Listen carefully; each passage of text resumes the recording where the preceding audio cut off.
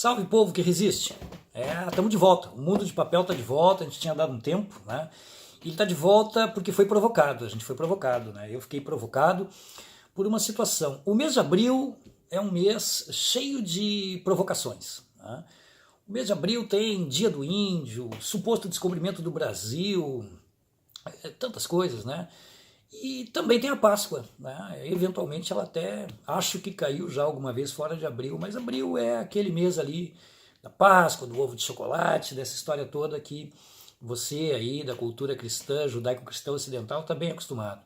E é sobre ela que eu queria pegar um pedacinho e comentar um pouco hoje com você aí que curte, né, o Mundo de Papel, que conversa com a gente, né, através aí dos comentários que faz quando a gente lança algum vídeo, né.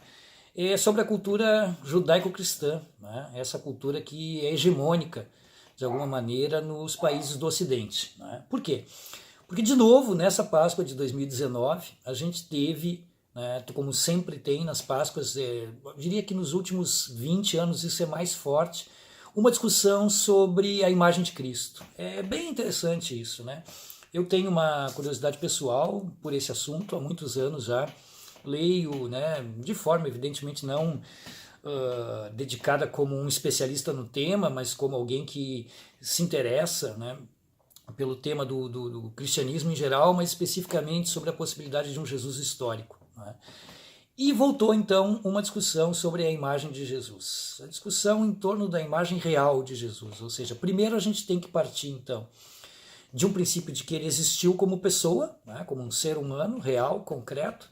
E aí então se abre essa discussão a respeito da sua imagem física. Né? E de novo então a gente teve, né, isso, né, que circulou bastante, né, nas redes sociais, em programas de televisão, né, os canais tradicionais como History Channel, Discovery Channel, em geral dedicam uma atenção especial a esse tema quando a gente se aproxima da Páscoa, ou quando a gente se aproxima do Natal, enfim, que são algumas datas chaves para o cristianismo, eles produzem ou repetem, né, os seus especiais. E aí, então, né, como o Mundo de Papel considera exatamente isso, né, as representações de mundo que as pessoas fazem a partir dos relatos escritos, não apenas eles, mas a gente se baseia muito na literatura, no livro, sem dúvida que o livro que mais influenciou o mundo nos últimos 2000 anos ou um pouco menos, né, é a chamada Bíblia Sagrada, né, é o conjunto do chamado Velho Testamento com o Novo Testamento. E o seu complemento, né, que é o Alcorão, o Corão. Né. Digo isso porque partilho da ideia de que trata-se de uma única grande religião do livro, né, como alguns autores chamam, essa grande religião revelada, né, essa religião que se baseia na ideia de um Deus único criador, né, criador de todas as coisas, que é então Javé, Deus, Alá, né, e uma grande narrativa da história do mundo. Esse é um tema para um outro programa, né, mas dentro dessa grande narrativa tem um episódio importante, que é o episódio então, né, de Jesus que se converte então no Cristo. Aqui eu já quero deixar bem claro para os meus amigos, né, religiosos, grandes amigos que tenho, inclusive homens da igreja, do clero, né, de que não falo como um especialista em teologia cristã, né, mas apenas como um observador com alguma formação no campo da história, da arqueologia, né, e um interesse, como eu disse, nesse tema. Né.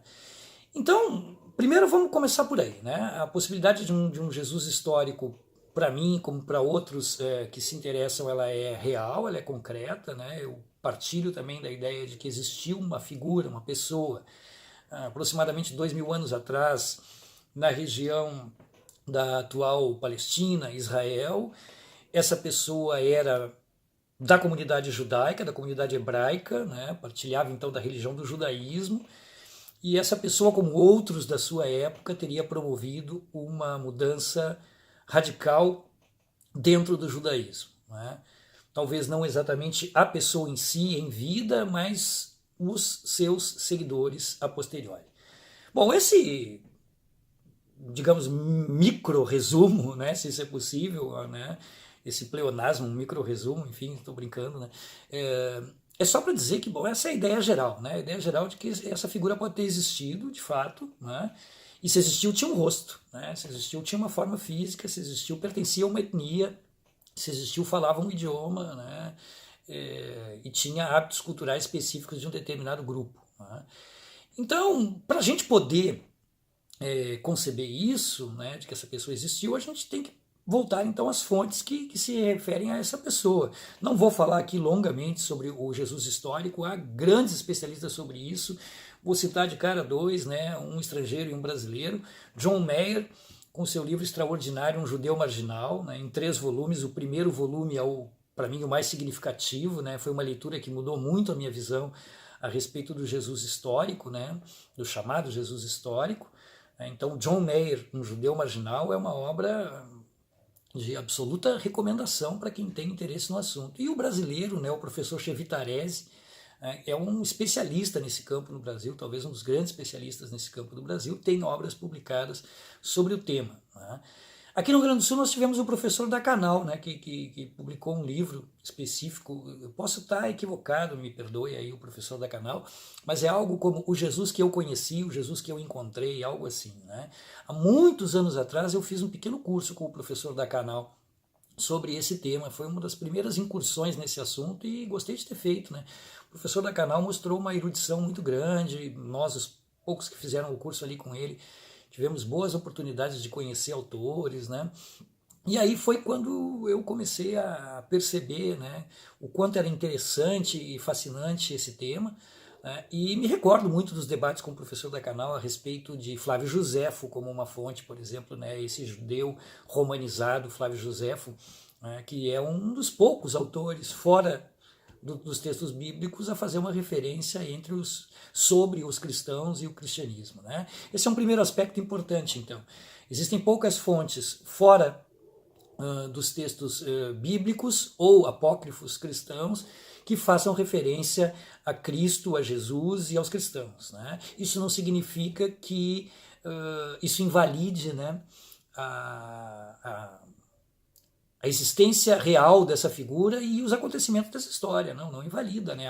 A Bíblia é uma fonte histórica como qualquer outra, não é uma fonte histórica por excelência, tanto no seu Velho Testamento como no Novo Testamento. Para nós aqui, nesse caso especificamente, interessa o Novo Testamento. E você vai ver que é um tema que não interessa apenas aos acadêmicos, né? Interessa a todo mundo. Rapidamente, assim, repassando, né, a velha revista Super Interessante, há muito tempo atrás insiste nesse assunto, já foi capa várias vezes, né? Quem foi Jesus Cristo? Esse é um exemplar lá dos anos 90 que eu guardo com carinho, né? A revista História Viva tratou disso, né? Os primeiros cristãos, né? Também sobre o mesmo assunto. De novo, a História Viva voltou a esse assunto, né? Com Jesus, o homem e seu tempo, né? Depois, a revista História Viva fez um especial sobre religiões, sobre o judaísmo, muito focado, então, nas tradições do Velho Testamento, que são a base para a gente poder entender o cristianismo, né?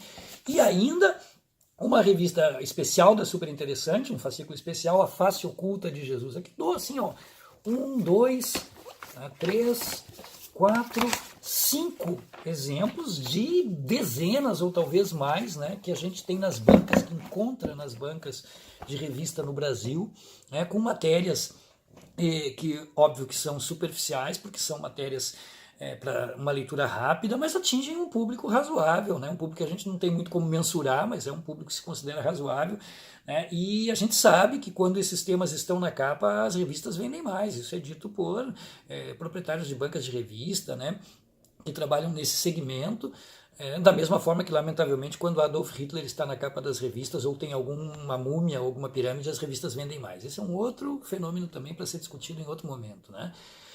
Agora, claro, então a gente parte do princípio de que há textos que fazem referência a essa figura, né? E eu queria chamar a atenção especificamente, né, para 2 livros que foram lançados no Brasil e que são muito bons, do meu ponto de vista, muito bons, né?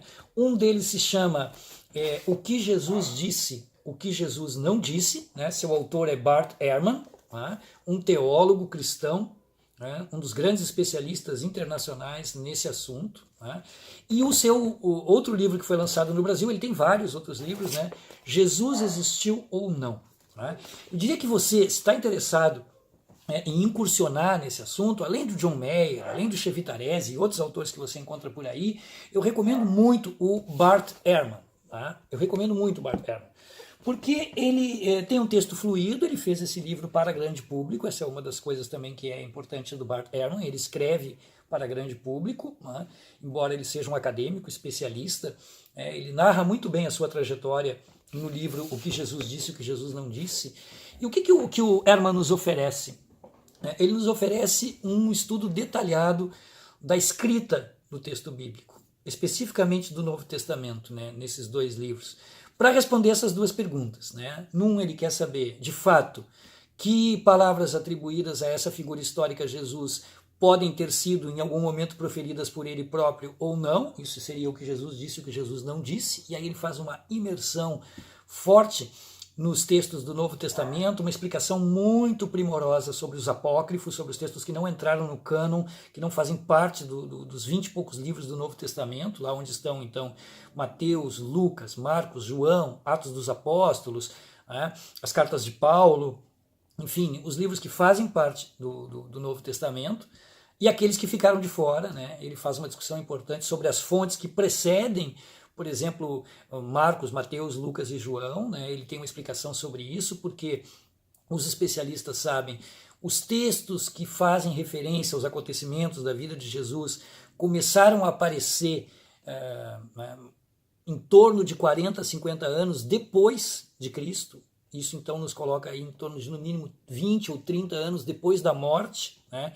Mais ou menos, segundo os autores, 40 anos depois da morte.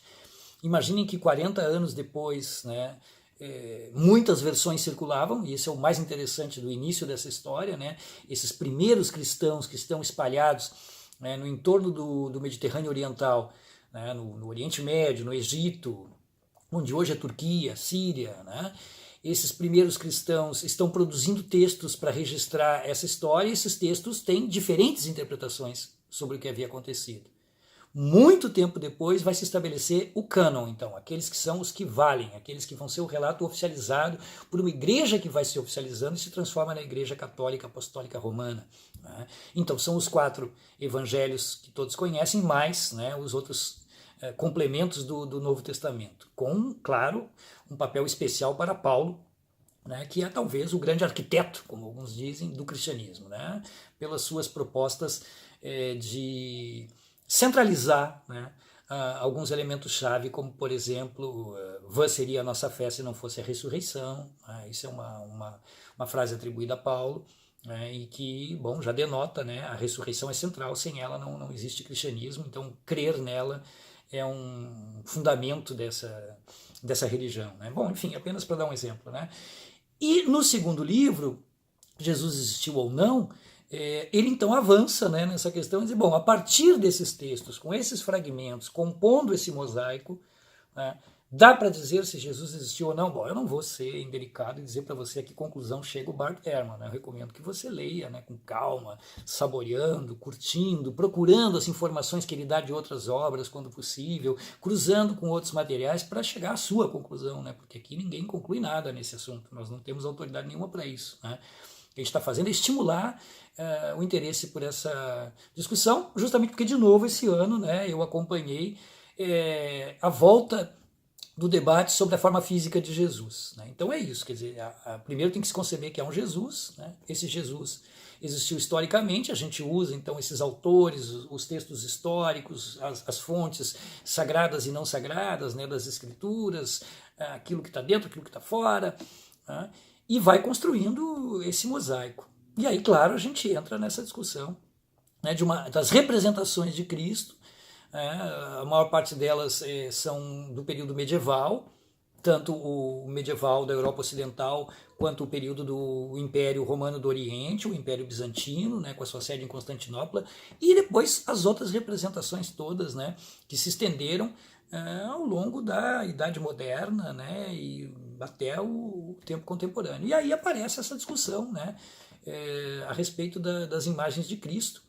Circulou de novo esse ano esse Cristo de tez escura, mais próximo daquilo que os antropólogos, arqueólogos, inclusive, historiadores, acreditam que possa ser o tipo ideal, digamos, a figura, né, que se encontraria na Palestina, né, na antiga Judéia, por volta de 2000 anos atrás. Né? Então, se Cristo era um judeu, e tudo indica que sim, se a gente fizer uma interpretação histórica do texto bíblico, ele era um judeu, ele teria o fenótipo, né, dos judeus de 2000 anos atrás, que é um fenótipo muito diferente daquele que se consolidou no Ocidente, né, esse Jesus de tez clara, de cabelos compridos, claros e ondulados, com os olhos azuis, né, esse Cristo bom, né, que é um consenso, um Cristo europeu. Né?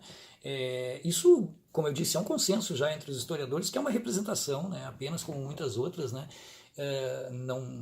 não significa nada, assim como uma ideia de como Jesus pode ter sido fisicamente, sempre considerando que ele existiu como pessoa.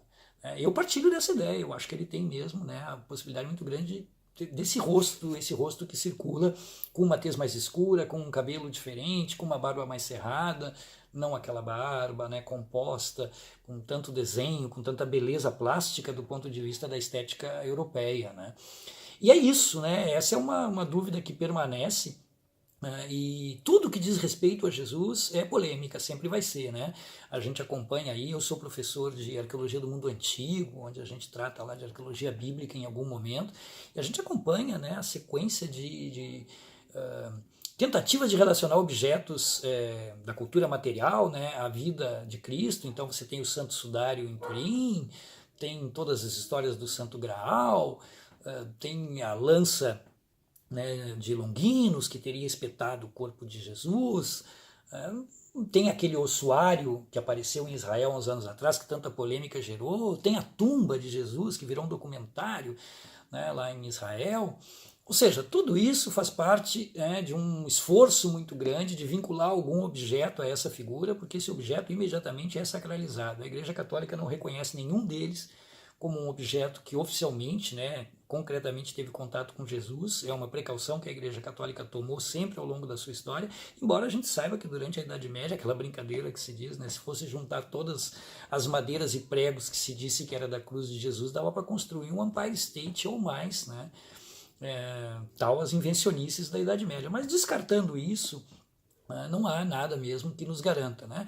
Além também, né, de todo o universo que permanece hoje na paisagem do Oriente Médio. Né? Eu fui uma das pessoas que tive a oportunidade de estar em Israel há 20 anos atrás, né, numa expedição arqueológica.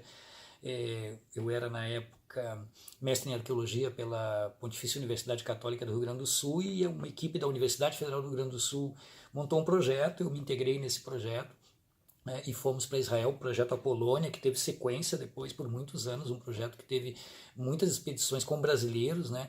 Era um sítio arqueológico do período helênico, depois romano, medieval, em Israel, né?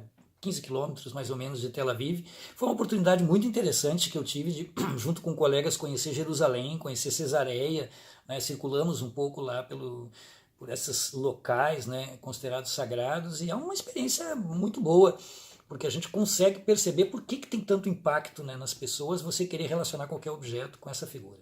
Bom, esse é um debate em aberto, né?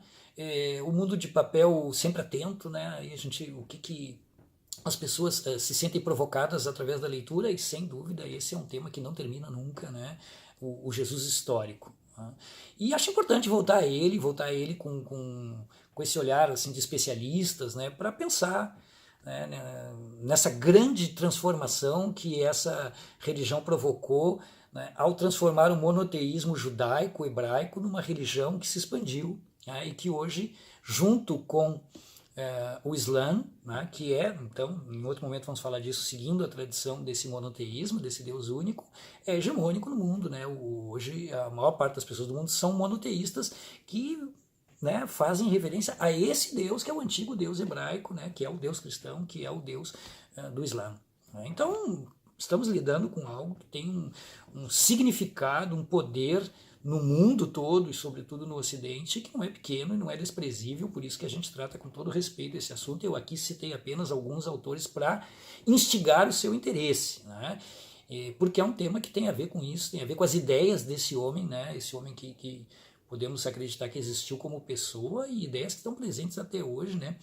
muitas delas não desprezíveis, né? Muitas delas ideias bem interessantes, que é bom a gente retomar de vez em quando, como, por exemplo, amar o próximo, né? Respeitar o próximo e estar próximo daqueles que são sempre deixados, né, à margem da sociedade. Mesmo que não tenha sido assim, o que importa é que essa é uma mensagem muito bacana. Então vamos em frente, ninguém solta a mão de ninguém. Marielle presente, hoje e sempre. Salve Resistência! Outra hora a gente volta.